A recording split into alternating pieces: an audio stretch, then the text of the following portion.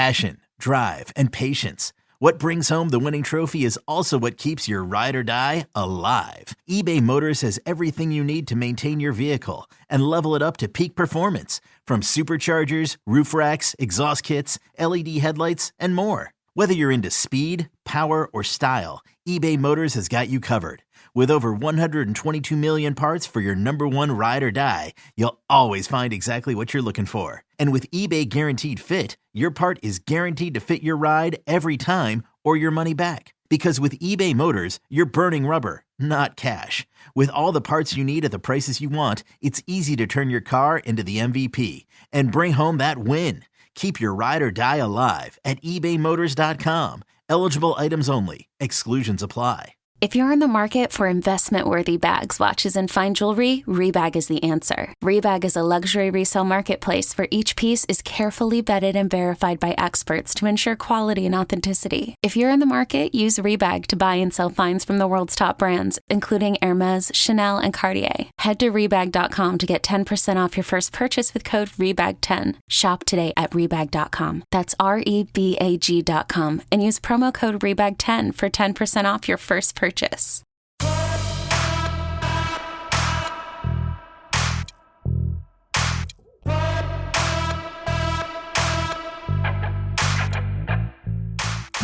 to the Powercat Podcast, GoPowercat.com's Kansas State Athletics Show. Now, here's your host, GoPowercat publisher, Tim Fitzgerald. Welcome to the Powercat Postgame Podcast. Tim Fitzgerald and Ryan Gilbert, the two of the guys that got left behind. As Zach Carlson and Cole Carmody are down in Stillwater with the full coverage. They are working as we're recording, so this is efficient. Plus, this isn't going to be real long. Kansas State loses. Yes, loses at Oklahoma State 29-21. Chris Klieman remains winless at Boone Pickens Stadium. K-State drops to 3-2, 1-1 in the conference. Oklahoma State's records now match that after two dreadful performances by the Pokes against South Alabama and Iowa State. Both teams took a week off, and Oklahoma State got a lot better. And by appearances, K-State stunk. Absolutely stunk, coming off another bye week. And I'm going to say it, Ryan Gilbert, whatever Chris Klieman's doing with his bye weeks, don't do that anymore. K-State is now 1-4 after Klieman bye weeks, setting aside the pandemic season when everything was out of whack. Unbelievable, a horrible performance, Ryan Gilbert, from the very start of this game. We saw Chris Klieman do his thing by taking the opening kickoff. They'd scored touchdowns every time this season when they've got the ball the first time. This time they went 3 and out, and Oklahoma State went on a 15-play drive. And really, that defined the game. Yeah, and K-State lost this game, believe it or not, Fitz, by one possession. And so at the very end, K-State had multiple chances to go down and score. Obviously couldn't connect, but it doesn't feel like that, right? No. It feels like K-State lost this game by 40, and for them to lose it by just 8 is crazy. Well, I'll say this. If K-State had found a way to get that game tied and won it in overtime, it would have been awful for Oklahoma State because that was the better team for almost the entire game. They gave up the long Will Howard run. They gave up a few plays here and there. But overall, K-State stunk. Will Howard wasn't good. The receivers weren't good. The running game was mundane. The defense gave up a lot of slants and easy passes to Alan Bowman, who has stunk this season, and he unstunk in this game. They got their running game going in a way that nobody else has against this defense. And special teams, while it did block a field goal attempt that allowed them to kind of stay in the game, it also just didn't do anything else. They've gotten so bad, they're fair catching kickoffs not in the end zone. That's how bad special teams are. It's like they've just said, we stink, we're not going to do it. We're not playing anymore on special teams. They had a chance to kick a field goal and an extra point and went for it on both of those. And I just kind of wonder if there isn't flagging confidence in the kicking game. Special teams, Yeah. What happened to that, man? I will say with as far as going for it, being aggressive on those plays, was it because of the kicking? Maybe, maybe not. I'm sure analytics, probably has something to do with that for Klieman. But I respect his willingness to be aggressive and stay consistent with that. In the third quarter, when there was the botched snap that went behind Will Howard's head, and that was the first sort of domino that went on the aggressive train, right? And ever since then, Kleiman went for it. He went for 2. He went for it on fourth down every single opportunity he got. And so it was good to see him stay consistent with his ideologies, right? You're going to go for it once. You're going to do that again over and over and hope it pays off. I would have been, very frustrated if K-State punted on a fourth down later on. Well, I didn't think they should punt later on, but that when they went for it deep in their own territory. Yeah, well, even 10 minutes left, down by 2 scores. Yeah. I can see both sides. At least he stayed true to his ideas. Yeah, he gets aggressive sometimes overly when he gets behind. We saw it at the Sugar Bowl, and then we saw it again here. He takes a lot of chances that haven't paid off. Look, as you pointed out, he's not used to playing from behind. He just hasn't done a ton of it in his career, and he looks like a coach that doesn't quite know how to manage a game from behind. You'd hope that's something that gets corrected. But I'll say this. They are plugged into analytics. They really are. So some of these decisions he's making, as an old school football guy that I may not agree with. But analytics say the chances are better if you do this. Look, you and I both play blackjack. We know the rules of blackjack. When you hit, when you stand, when you split, we know the rules. If you get outside of those rules, your chances of winning money goes down. And maybe that's what they're doing with the analytics. The analytics say do this.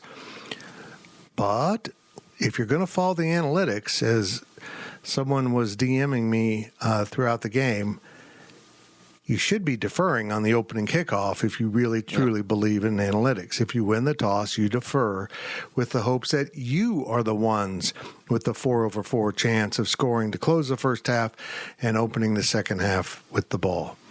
I'm sure that's technically analytics, but it's just basic math. There's nothing scientific or deep about that.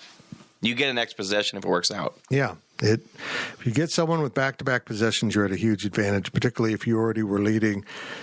Look, this game was a mess. I don't know what it was, Ryan. I have no idea why K-State looked disinterested in this game, but I hope the questions were asked at postgame. We haven't received the transcript of the postgame press conference. We, of course, we listen to the radio like everyone else, and we'll have that later. But I hope some tough questions were asked about why wasn't this team better mentally or physically prepared. I'm sure our guys are doing a great job, right? Yeah. But there's something to this whole thing after Chris Kleiman bye week. It's not a fluke anymore. This is becoming a trend, and I don't know how many days they practice with pads throughout the last couple of weeks, but you would have to assume that's probably a low number. They don't seem like they were prepared tonight. No, they didn't. And it's and that goes for players, coaches, effort. Everything wasn't good, and people want to blame Will Howard. I'm sure we'll talk about that, but this loss was not on Will Howard. He was bad, but it was not on him. Yeah, he contributed to it, no doubt about it. As I mentioned in my walk and talk, there was a mysterious pass to Phillip Brooks where either Brooks ran the wrong pattern or Will threw the wrong pattern. I mean, he didn't just miss him by 3 feet. He was expecting him to finish out his route. And, it's kind of the same pass that we saw him throw. I think it was at Missouri with Treshaun Ward. Just kind of stopped, and Will threw it as if he was going to continue that route. So there's something wrong on that pattern. Yeah. And he forced the ball towards the end of the game and got another pick. 3 in all for Will Howard.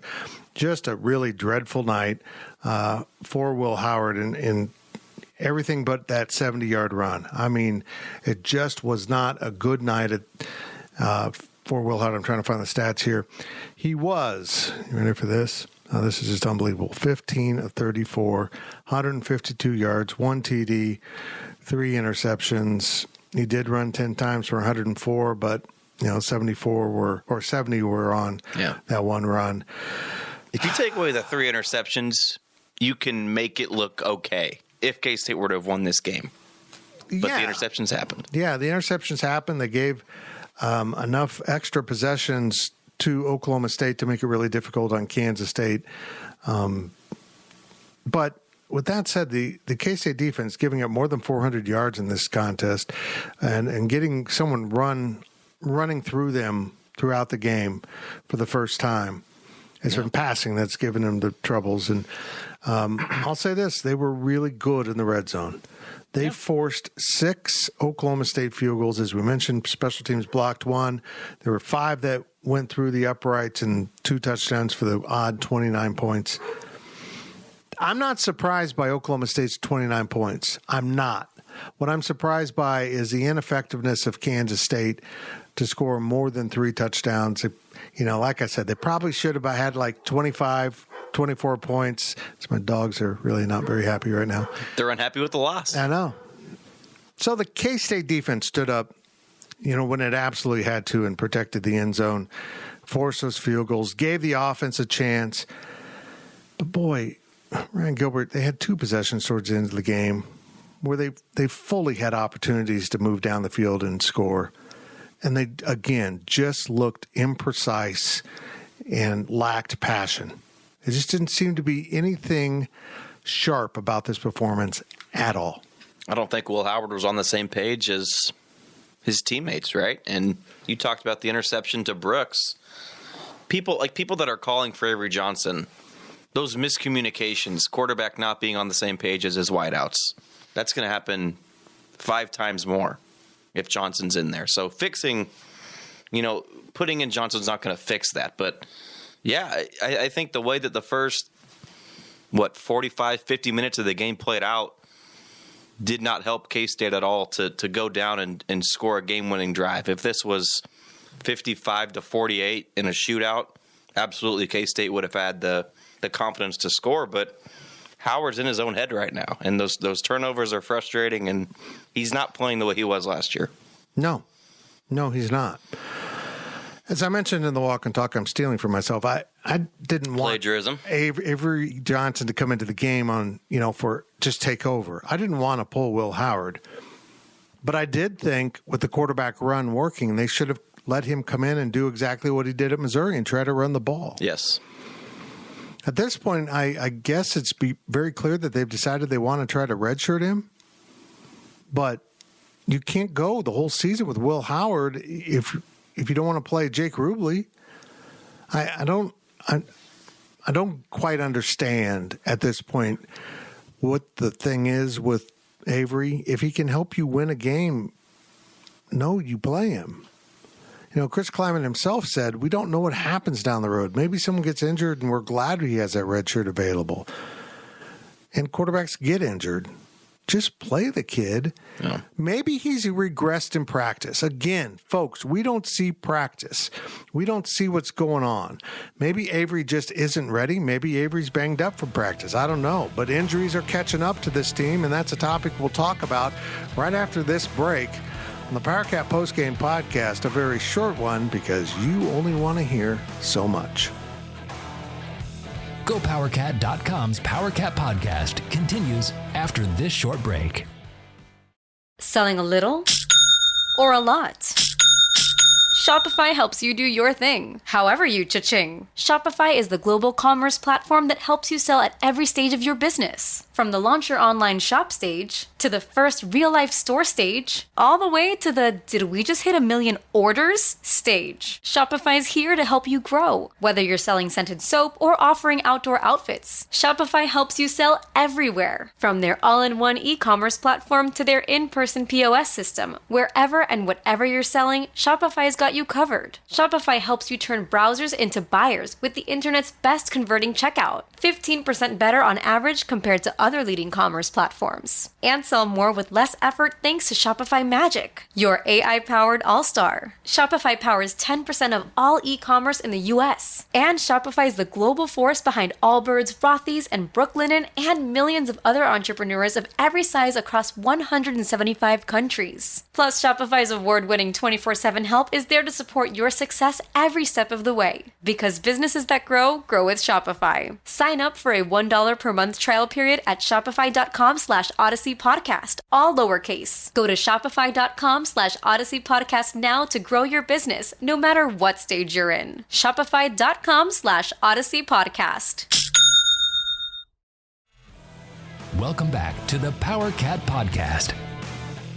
Welcome back to the Powercat Postgame Podcast. Kansas State loses at Oklahoma State on Friday night, 29-21, as Oklahoma State took control of this game early and never relented as K-State played, well, pretty shabby throughout the course of this game. They weren't good on offense. They weren't good on defense. They didn't make enough special teams play.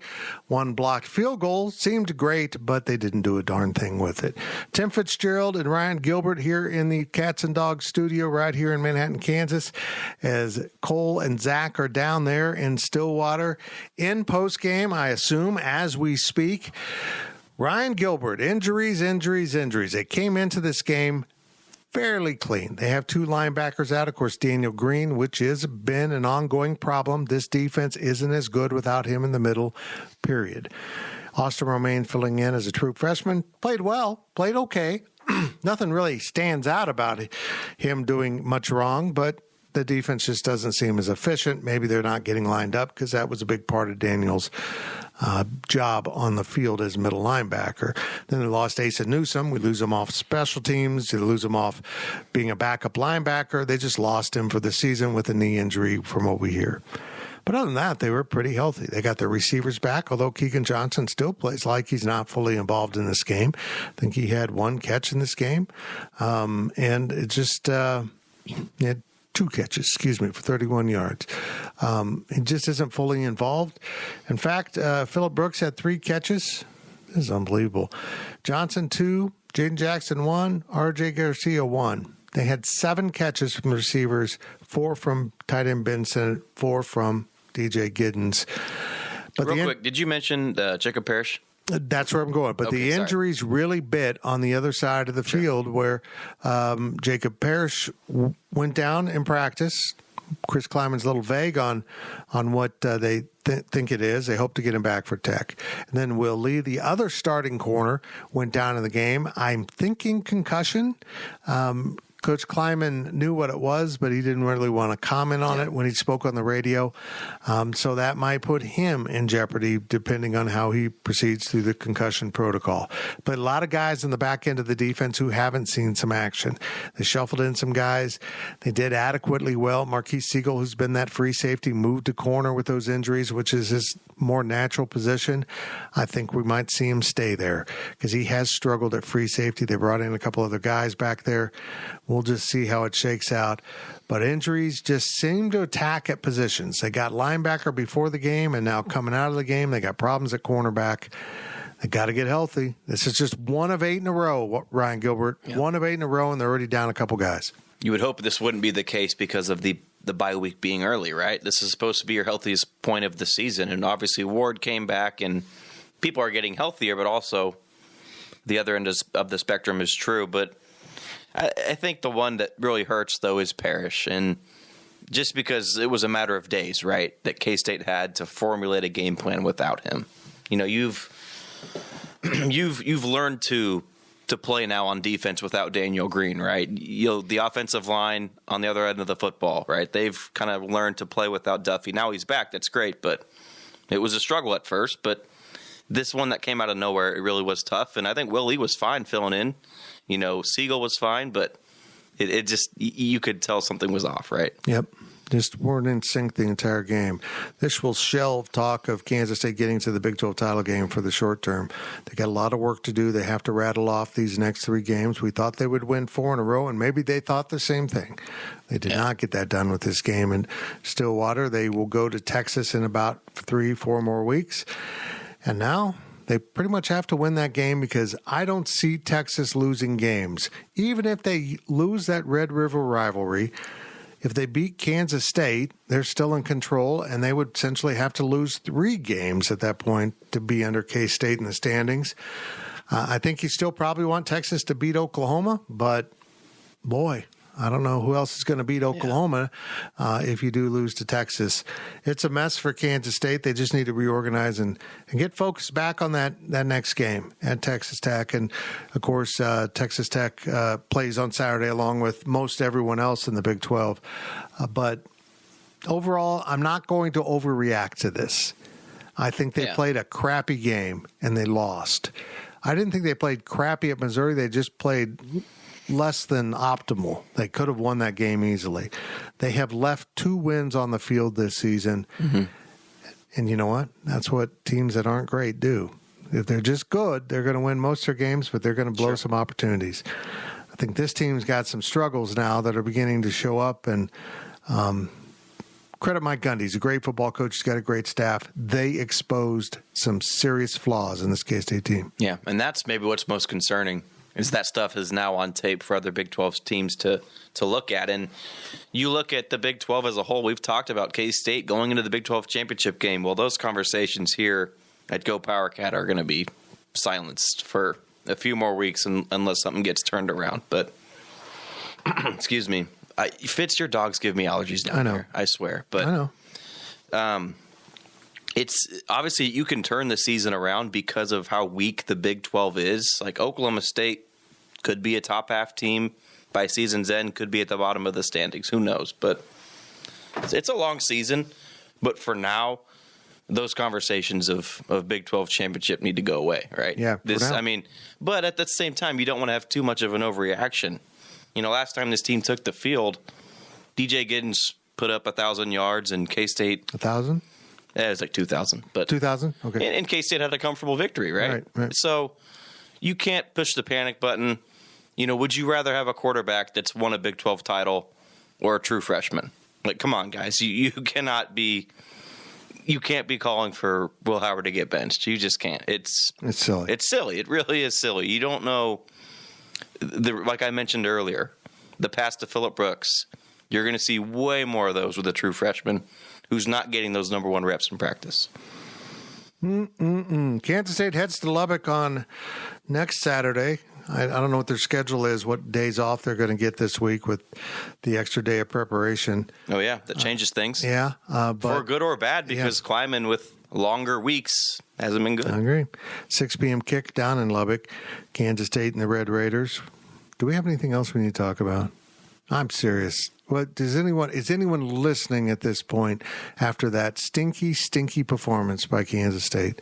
I would say just flush this one, right? I'm sure is going to say the exact same things in his postgame. Just flush it and hope that this was a fluky loss and you can be okay and bounce back. I will be interested to hear how this team responds.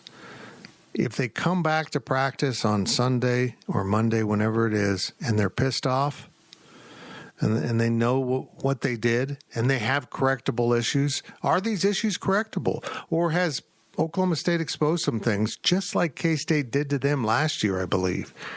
We'll find out. A lot more football to be played. Coaching's going to have to step in for K-State, especially with the injuries. This is where Chris Kleiman and his staff gain the edge on opponents. Well, we would hope so. It has to happen. It has to happen. They have to steady the wheel and get the team going on a straight north through Lubbock, which is south of here. It's kind of messing up my metaphor. Then back home. Are we still going to that now, or are we just going to ditch the trip? I think you still have to go. Okay. I think it's important for you to see the beautiful West Texas landscape. Never been? No, it's like visiting an island with no water, just sand.